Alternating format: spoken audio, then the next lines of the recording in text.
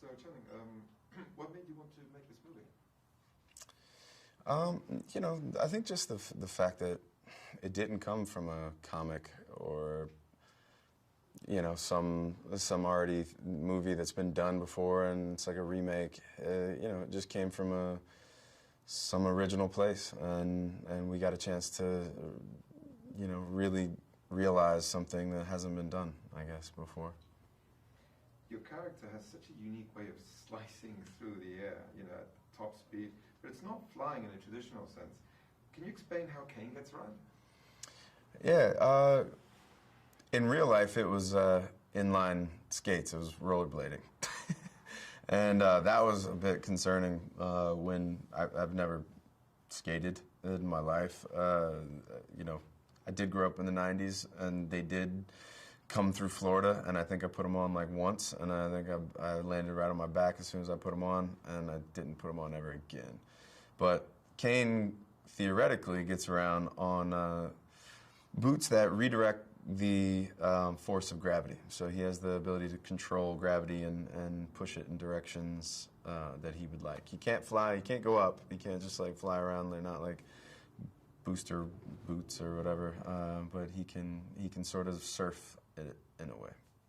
Definitely very cool. You trained with a skater Chris to create the illusion of these gravity boots and spend a lot of time on skates, which you were mentioning before. That was new for you. What was that process like? It was, again, like I was saying, like I'm not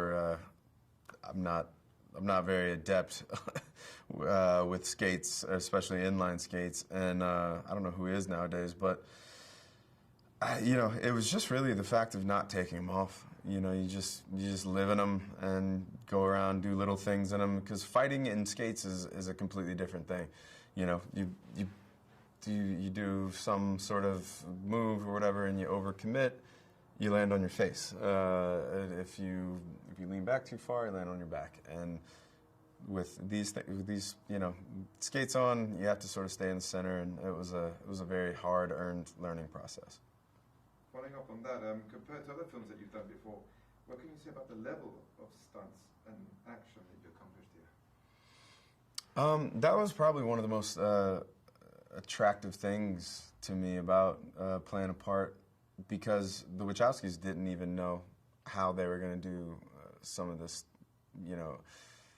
effects, how they were going to do some of the action, because the combination of camera and movement and then the CGI, it was a very crazy, complicated equation, and we were figuring things out on the day, like we were exploring as we were shooting. Do you feel your dance training has an influence on your ability to handle the physical demands of this kind of action? Yeah, I mean, I think dance in any situation physically will help you. It teaches you just control of your own body and control of your own space in relation to someone else's space. Yeah. And also, the movie brought together a lot of creative talent from all around the world. Are there any people, departments you work with closely that you'd like to mention? Oh man, I mean, we shot in London, and there's so many talented people in England. It's insane.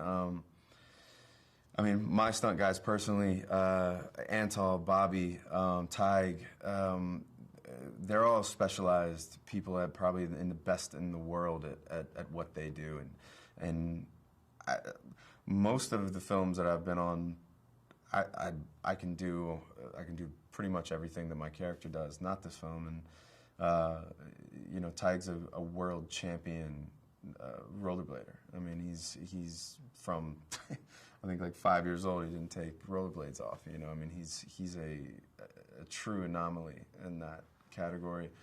Bobby is, I mean, there's nothing he can't do physically. I mean, he could run up this wall and do anything that I mean, he's just like he defies gravity, and he looks like Brad Pitt, so it's insane.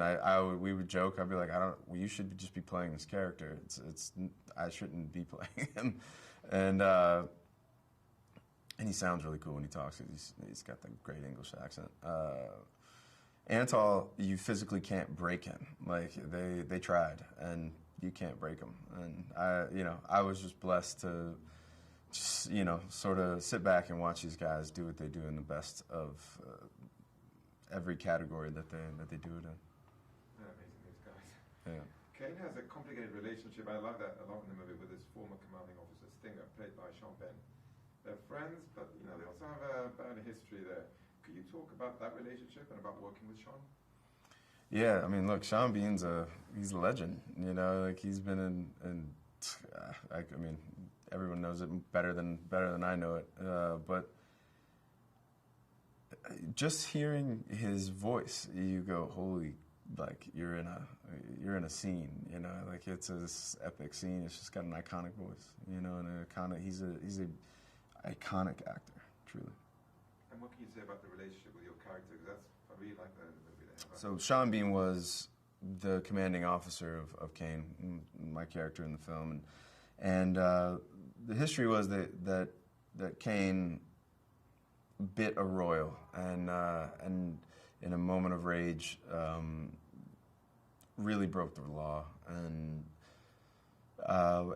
Stinger, because he loved Kane and was in charge of Kane, fell on the sword in a way, and when Kane was about to be put down and put to death, he spoke up for him and took it and got his basically stripped of all his